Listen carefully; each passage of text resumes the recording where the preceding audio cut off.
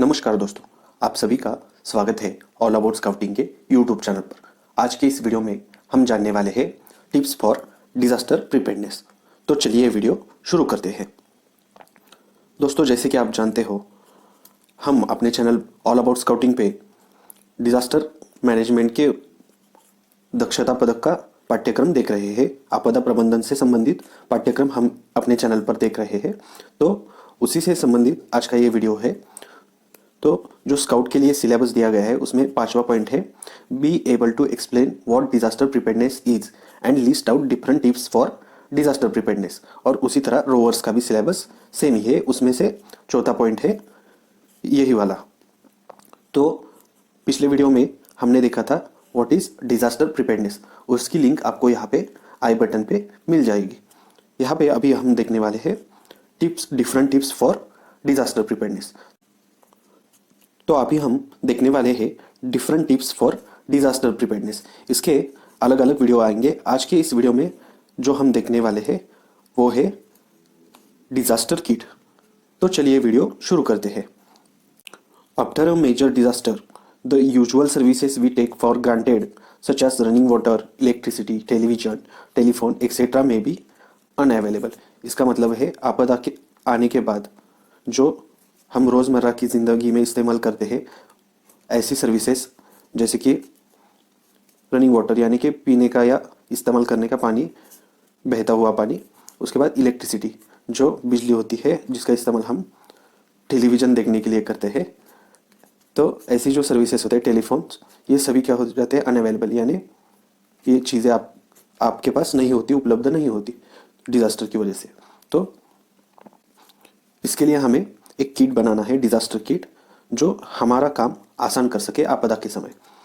You should be prepared to be self sufficient for at least 3 days। ये जो disaster kit हम बनाएंगे वो ऐसा डिजास्टर किट होगा जो कम से कम 3 दिनों को देखकर मद्देनजर रखते हुए हमें बनाना है, ताकि यदि हम कहीं पे फंस जाए तो हमारे पास मदद आने में कम से कम ऐसा पकड़ के चलते हैं कि 3 दिन लग सकते हैं। Next, store your house hold disaster kit in an easily accessible location. यानी कि ये जो आप किट बनाएंगे डिजास्टर का, उसको आप ऐसे जगह रखेंगे जहाँ से आप आसानी से उसे ले सके, और यदि कोई आपदा आती है तो वहाँ से आप लोग दूर निकल जा सके आसानी से।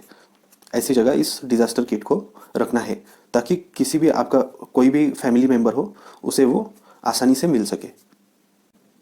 Put contents in large water tight container that you can move easily. यानी कि हमारा जो डिजास्टर का किट है वो आपको ऐसे बक्से में या ऐसे डिब्बे में रखना है जो वाटर टाइट हो, जिसकी वजह से हमारी चीज़ें सुरक्षित रहे और आप उसे आसानी से लेकर जा सके। तो ऐसा कौन सा किट या कौन सा डिब्बा हो सकता है जो हम आसानी से इस्तेमाल कर सकते हैं? तो इसके लिए मैं अभी आपको यहाँ पे एक डस्टबिन दिखाई दे रहा होगा जो हमने आमतौर पे देखा होगा। तो इसी प्रकार के डिब्बे का, बड़े डिब्बे का इस्तेमाल कर सकते हैं जिसको व्हील्स है, पहिए है, ताकि हम उसे आसानी से मूव कर सके, ले जा सके। आगे देखते हैं। वीडियो में आगे बढ़ने से पहले मैं सभी से रिक्वेस्ट करता हूँ कि यदि आपको मेरा ये वीडियो अच्छा लग रहा हो तो वीडियो को लाइक कीजिए, मेरे और आपके चैनल ऑल अबाउट स्काउटिंग को सब्सक्राइब कीजिए, और साथ ही साथ अपने दोस्तों को ये वीडियो शेयर कीजिए ताकि उन्हें भी ये डिजास्टर किट बनाने में मदद मिल सके। तो इस किट में बहुत सारी चीज़ें मैंने बताई है, हम साथ ही साथ उसका इस्तेमाल क्या होता है वो भी देखेंगे। तो सबसे पहले है फ्लैश लाइट यानी टॉर्च, जो हमारे काम आता है रात में या अंधेरे के समय। फ्लैश लाइट काम आता है जो बैटरी ऑपरेटेड होता है।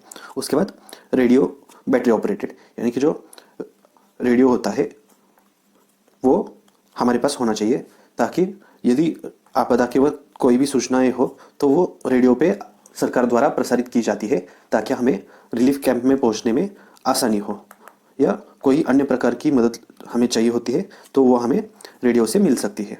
उसके बाद बैटरीज, ये जो 2 डिवाइसेस चलते हैं वो चलते हैं बैटरीज के ऊपर, तो आपके पास एक्स्ट्रा बैटरीज रखे हुए होने चाहिए उस किट में। उसके बाद है व्हिसल, विसल यानी सीटी, सीटी चाहिए ताकि यदि हम कहीं पे फंसे हुए हो तो हम सीटी बजाकर जो लोग मदद के लिए आ रहे हैं उनको बुला सके। उसके बाद डस्ट मास्क, यदि कोई तूफान वगैरह आता है या कोई अन्य हादसे होते हैं जिसमें डस्ट से संबंधित कुछ चीज़ें होती है तो उससे बचने के लिए हमें धूल से बचने के लिए हमारे पास डस्ट मास्क होना ज़रूरी है। उसके बाद पॉकेट नाइफ ऐसा नाइफ होता है जो हम अपने पॉकेट में रख सकते हैं और उसका जो ब्लेड होता है 3 इंच इतने साइज़ का होता है और हम इसे आसानी से कैरी कर सकते हैं, जिसका इस्तेमाल हम कई प्रकार कर सकते हैं। उसके बाद आगे है emergency cash in small denominations, यानी कि आपके पास पैसे होने चाहिए और वो कैसे होने चाहिए, स्मॉल डिनोमिनेशन यानी खुले होने चाहिए, यानी कि सिक्के होने चाहिए 1, 2, 5, 10 जो भी हो, ऐसे खुले पैसे होने चाहिए ताकि आप आसानी से कौन सी भी चीज़ें खरीद सके और आपको परेशानी ना हो। उसके बाद स्टर्डी शूज़, आपके पास अच्छे जूते होने चाहिए ताकि आप यदि दौड़ना पड़े, भागना पड़े या कहीं पर भी जाना हो तो आपके पास चलने के लिए अच्छे जूते होने चाहिए। और कैसे होने चाहिए, स्टर्डी होने चाहिए, नहीं तो फैशन वाले जूते होते हैं वो क्या होते हैं, उसकी सिलाई उधर जाती है, फट जाते हैं। वैसे शूज़ नहीं होने चाहिए, जूते नहीं होने चाहिए, अच्छे शूज़ होने चाहिए। उसके बाद अ चेंज ऑफ क्लोथ्स, आपके पास पहनने के लिए दूसरा एक कपड़ा जोड़ी होना चाहिए, पैंट शर्ट हो या जो कुछ भी आप इस्तेमाल करते हो, ताकि यदि आपने जो पहने हुए कपड़े हैं वो अगर गंदे या मैले हो जाते हैं 2, 3, 4 दिन के बाद तो आप उसे चेंज कर सकते हो। ये जो चेंज ऑफ क्लोथ्स है सिर्फ एक आपने पहना हुआ जो आपके बॉडी पर है और दूसरा इस किट में होना चाहिए, नहीं तो यहाँ पे आप ढेरों सारे 10-15 कपड़े लेके जाओगे तो वो जो आपका किट का वेट होगा वो बढ़ जाएगा।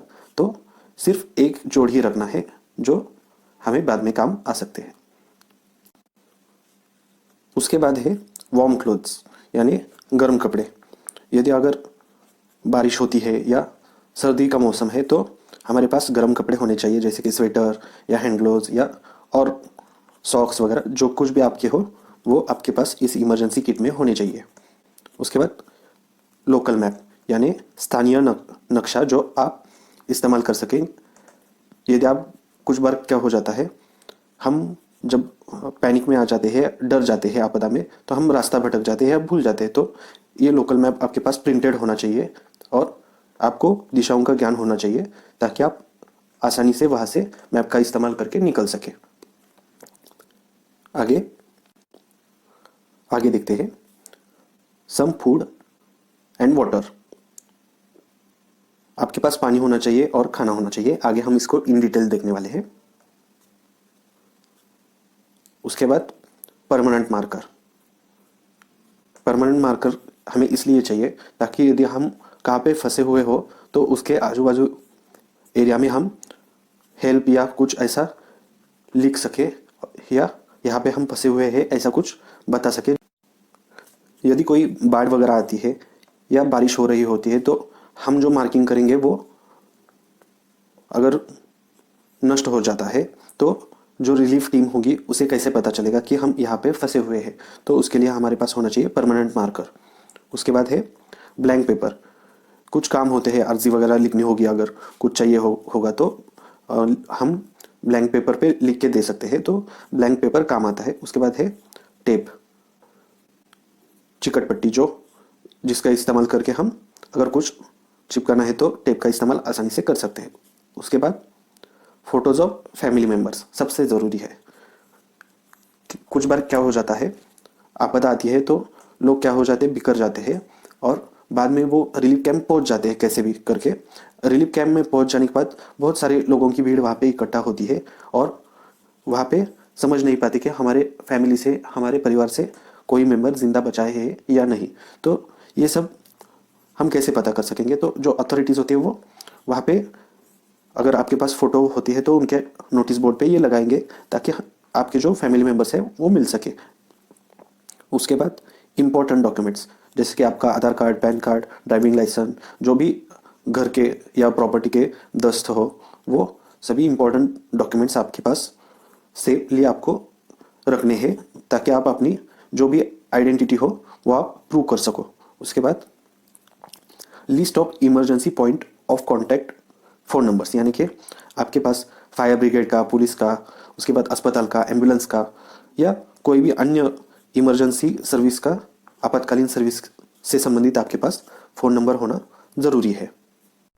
उसके बाद है list of allergies to any drug और फूड, यानी कि आपके पास लिखा हुआ होना चाहिए कि आपको किसी भी औषध या खाने से एलर्जी होती हो तो आपके पास लिखा हुआ होना चाहिए स्पष्ट तरीके से, ताकि जो भी व्यक्ति, अगर आप बेहोश हो जाते हो या कुछ हो जाता है तो उन्हें पता चल सके।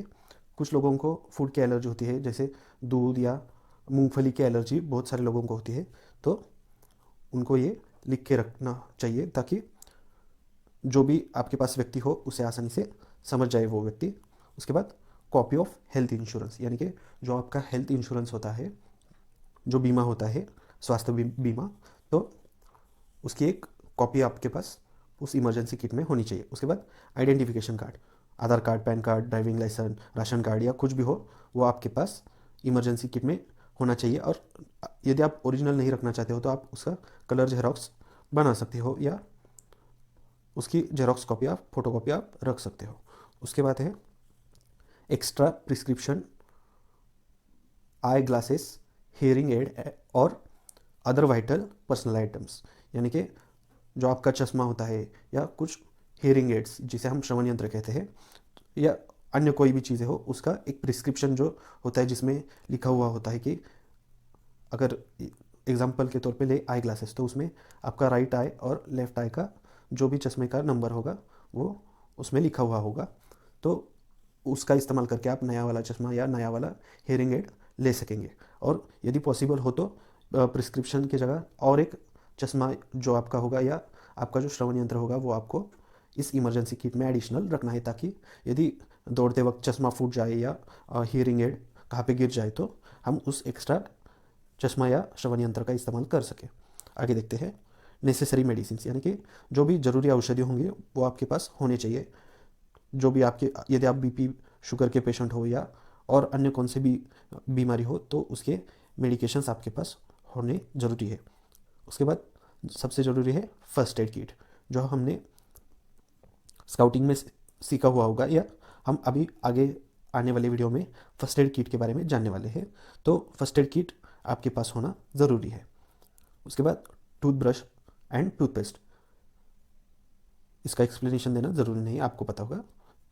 इसके बाद है extra keys to your house and vehicles, यानी कि जो चाबियाँ होती है आप अपने घर की या आपके पास जो भी व्हीकल है, जो भी वाहन है, उसकी एक एक्स्ट्रा की बनाइए, एक्स्ट्रा चाबी बनाइए और उसको इस किट में रखिए, ताकि इमरजेंसी के वक्त आप सीधे किट लेकर वहाँ से निकल सके और आप अपने वाहन का इस्तेमाल करके सुरक्षित जगह पहुँच सके। उसके बाद है वाटर, पीने का जो पानी होता है वो आपके पास सफिशिएंट होना चाहिए, कम से कम 3 दिन के लिए। तो ये कितना होना चाहिए, तो 1 गैलन पर पर्सन, यानी कि अप्रोक्सीमेटली ये जो 1 गैलन होता है वो अप्रोक्सीमेटली 4 लीटर के बराबर होता है। तो एक आदमी के लिए एक दिन के लिए 4 लीटर, यानी हम 3 दिन का किट देख रहे हैं तो हमारे पास एक आदमी के लिए कम से कम 12 लीटर का पानी होना ज़रूरी है, यानी इसका ही वेट हो जाएगा 12 किलो, तो उतना पानी आपके पास होना ज़रूरी है। उसके बाद रेडी टू ईट फूड, यानी कि जो भी आपके पास खाने की चीज़ें होंगी वो कैसे होनी चाहिए, रेडी टू ईट, यानी कि पैकेट खोल के हम सीधे खा सके। रेडी टू ईट फूड में आते हैं चॉकलेट्स, बिस्किट्स, कुकीज़ या अन्य कौन से भी पदार्थ हो जो आपको पता हो, जो हम सीधे पैकेट खोल के आसानी से खा सके, बिना कुकिंग किए, बिना पकाए खा सके। उसके बाद प्लेट्स एंड रिक्वायर्ड यूटेंसिल्स, यानी कि आपके पास कुछ खाने के लिए बर्तन या कुछ प्लेट्स या अन्य यूटेंसिल्स जो आपको ज़रूरी लगते हैं, ऐसे यूटेंसिल्स आपके डिज़ास्टर किट में होने चाहिए, ज़रूरी है। उसके बाद आगे है warm clothes and rain gears for each in family members, यानी कि आपके पास गर्म कपड़े होने चाहिए और रेन गियर्स यानी आपके पास रेनकोट होना चाहिए या छाता ज़रूरी है। और ये जो चीज़ें होती है वो हर एक व्यक्ति के लिए, आपके परिवार के व्यक्ति के हिसाब से उस किट में ऐड करनी है। उसके बाद आता है स्लीपिंग बैग और ब्लैंकेट, जो रात में हमें सोने के लिए चाहिए होता है, ताकि हमारे शरीर में गर्मी बनी रह सके, तो ये आपके पास होना ज़रूरी है इमरजेंसी किट में। उसके बाद हेवी वर्क ग्लोव्स, ऐसे ग्लोव्स होने चाहिए, हैंड ग्लोव्स होने चाहिए, जिसका इस्तेमाल कर सकें आप आसानी से कर सकें, और बाहरी जो काम होता है या कुछ उठाना है, या यदि आप कहीं पे फंसे हुए होते हैं और वहाँ पे बिजली की तार खंभे गिर जाते हैं, तो उसे टच करने के लिए आपके पास हेवी वर्क के ग्लोव्स होना, जो रबर के बने हुए होते हैं, वो आपके पास होना ज़रूरी है। उसके बाद कैमरा आपके पास होना ज़रूरी है। अभी मोबाइल में कैमरा आ जाता है, तो इसकी स्पेशल रखने की ज़रूरत नहीं होती, तो आपके पास इसकी जगह मोबाइल भी होगा तो काम बन जाता है। Mobile is best solution for all this. उसके बाद है unscented liquid household bleach and an eye dropper for water purification. कुछ बार क्या हो जाता है, हमारा पानी जो होता है हमारे पास होता है, तो वो ख़त्म हो जाता है, तो हमें कहीं पर से तो पानी आपको लेना पड़ेगा। यदि बाढ़ आ जाती है तो पानी की दिक्कतें बढ़ जाती है, पीने का पानी नहीं मिलता, तो उस वक्त उस जो भी पानी अवेलेबल है उसको आप ब्लीच का इस्तेमाल करके और इस आई ड्रॉपर का इस्तेमाल करके उसे स्वच्छ बना सकते हैं, पीने लायक बना सकते हैं। उसके बाद है personal hygiene items, soap, sanitisers, यानी कि आपके पास आप जो इस्तेमाल करते हैं वो साबुन होना चाहिए, और सैनिटाइजर्स स्वच्छता के लिए आपके पास होना ज़रूरी है। यूटिलिटी नाइफ के बाद है प्लास्टिक शीट। इसका इस्तेमाल हम बहुत जगह कर सकते हैं। ये अगर ज़मीन गीली हो तो हम उस पर प्लास्टिक शीट डालकर अपना जो भी सामान है वो रख कर आप उसका इस्तेमाल कर सकते हो। उसके बाद है tools such as crowbar, hammer, nail, staple gun, adjustable wrench, यानी कि आपके पास एक टूल बॉक्स होना चाहिए जिसमें हैमर यानी हथौड़ा, नेल यानी कील, उसके बाद स्टेपल गन और एडजस्टेबल रेंच यानी पाना होना ज़रूरी है। उसके बाद साथ साथ ही जो भी आपके टूल्स होते हैं जैसे कि स्क्रू ड्राइवर हो गया, ऐसी चीज़ें आपके पास होनी चाहिए। उसके बाद एक्स ब्लेड हो गया, जिसका इस्तेमाल कर कर आप यदि कहाँ पे फंसे पड़े हुए होते हैं तो वहाँ से आप निकल सके। कुछ नट बोल्ट्स होते हैं, उसको छुड़ा करके आप वहाँ से निकल सकते हैं आसानी से। उसके बाद है रोप। रस्सी के बहुत सारे फायदे हैं। बाढ़ में ये जान बचाने के काम आती है। बाढ़ नहीं हो तो आप रिलीफ कैंप में रहोगे तो कपड़े सुखाने के लिए कुछ तो चाहिए होगा, तो इस रस्सी का इस्तेमाल करके आप अपने कपड़े सुखा सकोगे। उसके बाद है बकेट आपके पास होना, बाल्टी का होना ज़रूरी है, जो आपके काम आ जाता है। उसके बाद सबसे इम्पोर्टेंट और लास्ट पॉइंट है any special need item for children. बच्चों के लिए जो ज़रूरी चीज़ें होती है वो आपके पास होनी चाहिए। उसी के साथ साथ यदि आपके फैमिली में कोई सीनियर पर्सन्स हो या पर्सन विद डिसेबिलिटी यानी कोई विकलांग व्यक्ति हो, या आपके पास कोई पेट हो या पालतू जानवर हो, तो उसके हिसाब से जो भी चीज़ें होंगी वो आपके पास उस इमरजेंसी किट में होनी ज़रूरी है, ताकि उनकी जो ज़रूरतें होती है वो हम पूरी कर सकेंगे। तो आज की इस वीडियो में हमने जाना डिज़ास्टर किट के बारे में, जिसका इस्तेमाल हम डिज़ास्टर प्रिपेयर्डनेस टिप्स के तौर पे कर सकते हैं। तो यदि आपको ये वीडियो अच्छा लगा हो तो वीडियो को लाइक कीजिए, मेरे और आपके चैनल ऑल अबाउट स्काउटिंग को सब्सक्राइब कीजिए, साथ ही साथ अपने दोस्तों के साथ फेसबुक, व्हाट्सएप पे ये वीडियो शेयर कीजिए। मिलते हैं अगली वीडियो में, तब तक के लिए जय हिंद, वंदे मातरम।